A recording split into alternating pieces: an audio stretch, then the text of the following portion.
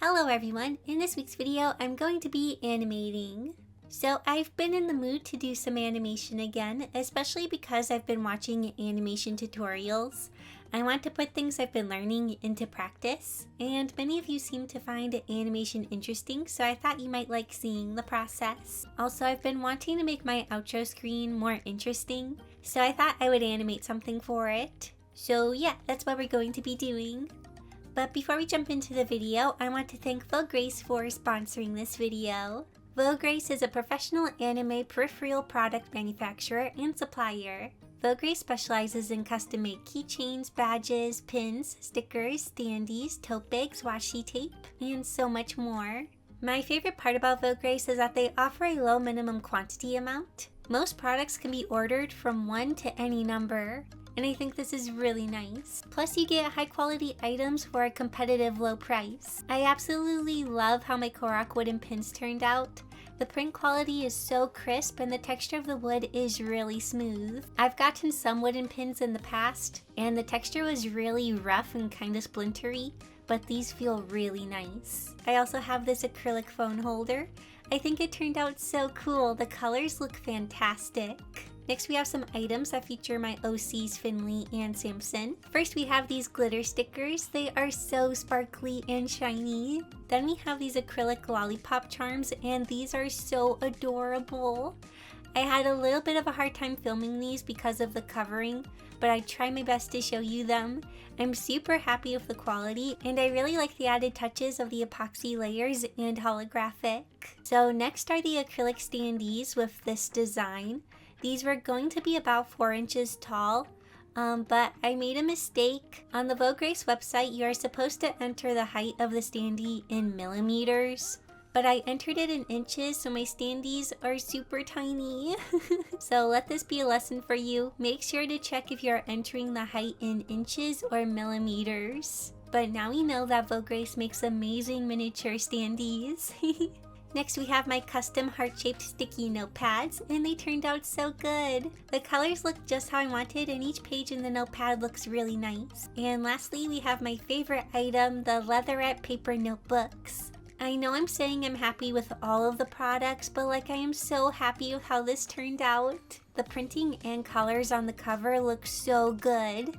Also, I love the texture of the cover. It has a faux leather feel to it. I chose to have the paper on the inside be blank, but there are many options to choose from. Also, the book lays open nice and flat, and I think this is really nice. So yeah, I am super happy with all of my items. If you're looking to make products that feature your art, I highly recommend checking out Vogue Grace. Also, I'll be selecting one person to receive a $50 coupon. All of the links and info are in the description. Okay, now let's jump into the video.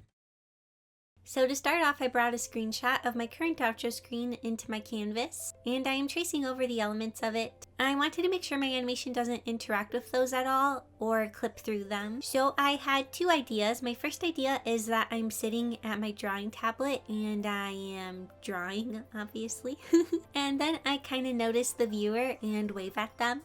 My second idea was I pop out from the side of the screen to say goodbye, but then I fall over and kind of pop back up awkwardly. I felt like my first idea made a little more sense and wasn't quite as random, so I started fleshing that idea out more. I drew a desk in a little chibi version of myself working at the tablet.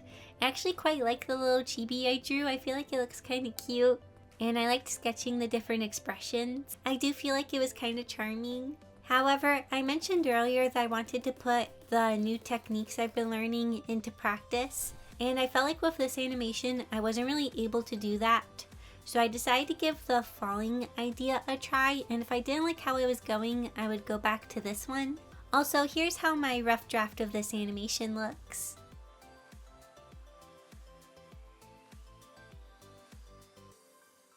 So I'm very roughly getting my idea in place. For one of the things I learned recently, I don't know what it's called. I think it might be called spacing in betweens, but I don't know if there's like a more fancy name for it. But basically you make the movement start with a higher number of frames, but then in the middle you kind of jump to a different frame and there isn't as many frames. And then towards the end you kind of add more frames again. It gives the animation a different feel compared to the frames being spaced exactly the same. Maybe makes it feel a bit snappier or more interesting. It gives it a kind of different feeling of motion because instead of just smoothly moving from frame to frame consistently, we kind of have frames and then it jumps and then we have more frames again. So like I said, I wasn't totally sure if I was going to go with this idea, but when I saw this, I was like, yeah, I want to animate this. For some reason, seeing me fall over like that was really amusing to me, and I quite liked it. So I decided to go with this idea. So I continue to do my rough sketches for the rest of the animation. For the frame rate I'm working at, I have it set to 15 frames per second. 24 frames is the standard in animation. However, it can be easier for beginners to work at a lower frame rate. So I often work at 12 frames per second.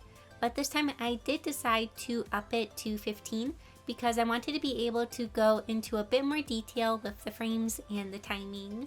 So yeah, here's how my rough sketches look.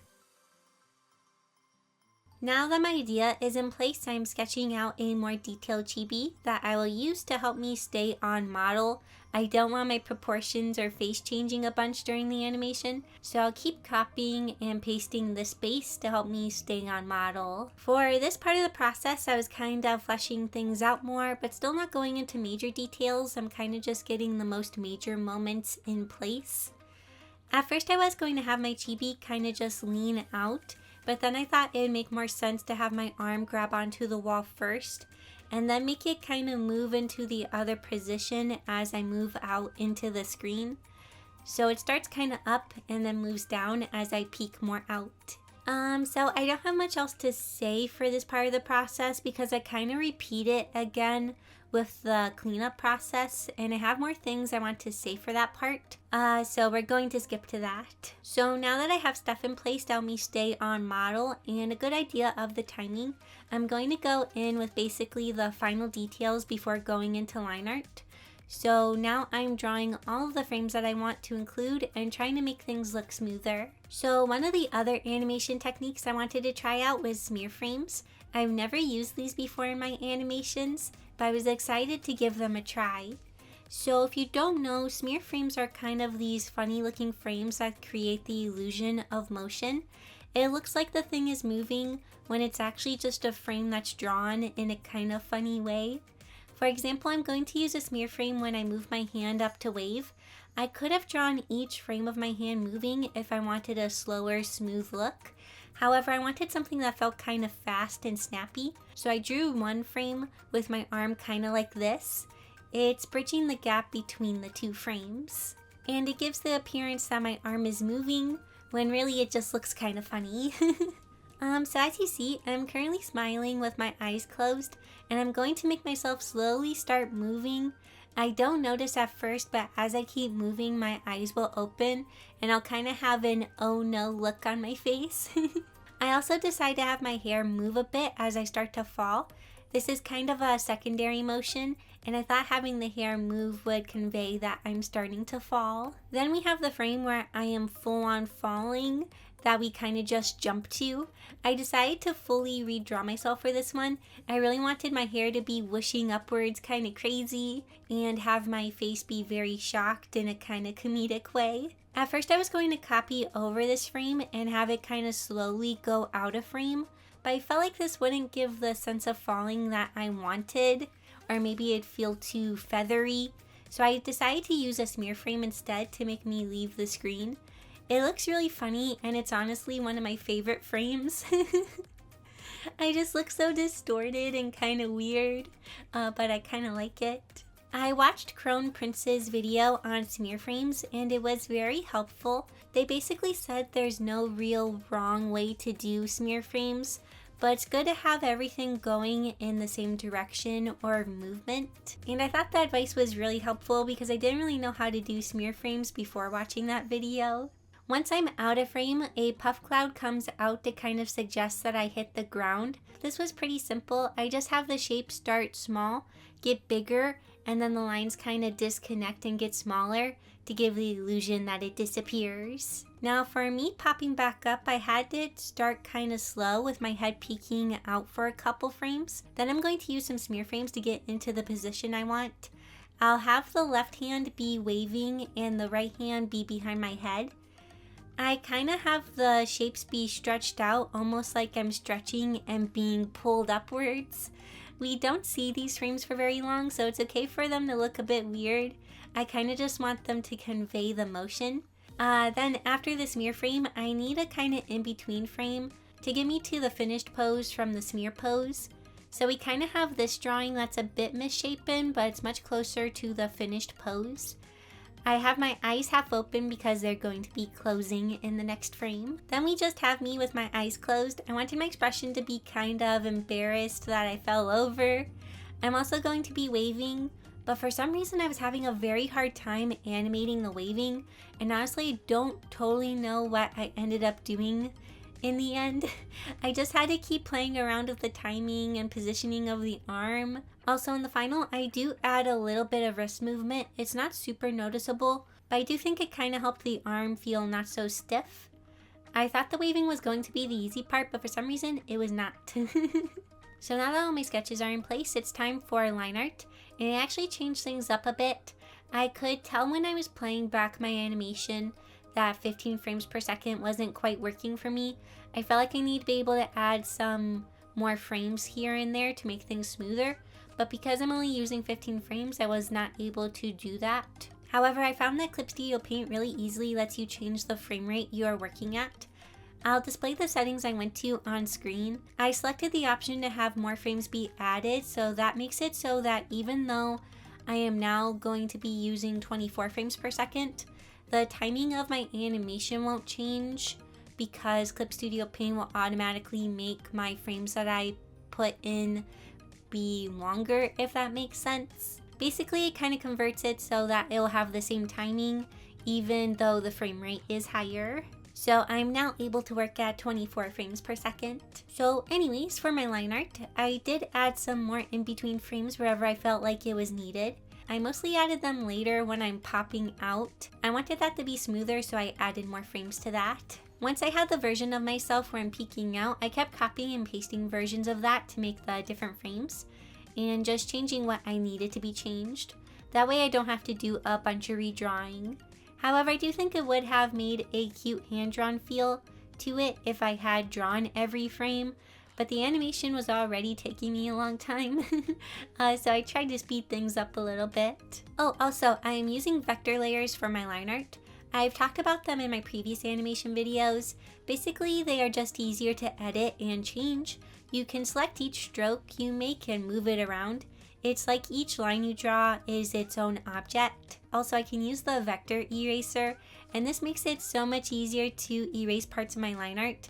Basically, wherever lines overlap, I can just quickly go over the part of the line art that I want to erase, and then it will kind of just cleanly disappear. It's super easy and much faster than manually erasing. Whenever I use vector layers, I'm always like, wow, these are amazing. I need to make sure to use these for my webcomic. And then for some reason I don't. It's like I forget about them until I animate again. For a lot of my previous animations, I kind of feel like they were just a bunch of illustrations or drawings that play one after another. And I guess that is kind of what animation is. But like my other animations didn't really have any principles of animation applied to it, I guess, is what I'm trying to say. I've been trying to learn the principles of animation.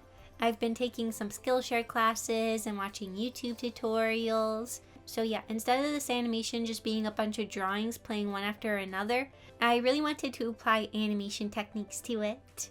I'm still learning, so animation experts can probably pick out things I could do better. But hopefully it's an improvement and I'm getting better at animating. Oh, also for the arm that is waving, I decided to have it be on its own animation timeline. I'll also have the arm's coloring be on its own timeline above my chibi line art. That way I don't need to keep making changes to my chibi as the arm is waving. It's kind of all its own thing. So it's like the arm and coloring are above my chibi, so it can kind of just overlap in front of it.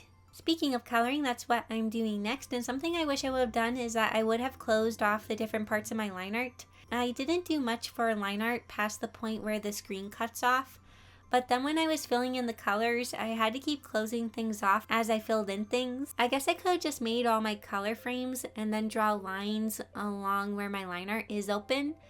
That may have been easier as I'm looking back. But yeah, I did things like this.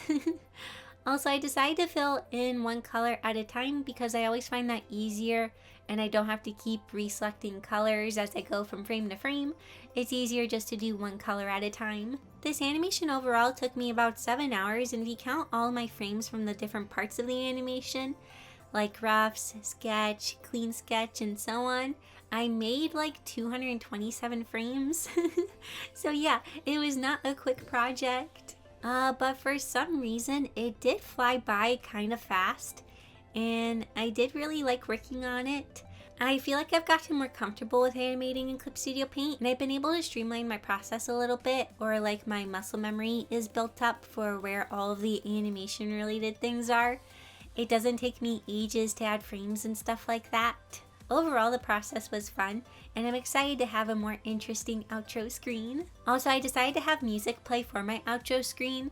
It's a continuation of the song I used for my intro screen, so I thought that'd be kind of fun. For some of the shading, I needed it to be on its own timeline, like the hair highlights. I basically just made one set of highlights and moved it around for where my head was, and made different frames for each time it moves. For pretty much all the shadows, I was able to add on my color layer. I did want to add a bit more shading, but I was starting to get a bit tired and wanted the animation to be done, so I kept the shading simple. Okay, so let's see the finished animation. It's pretty short, so I'll play it a couple of times.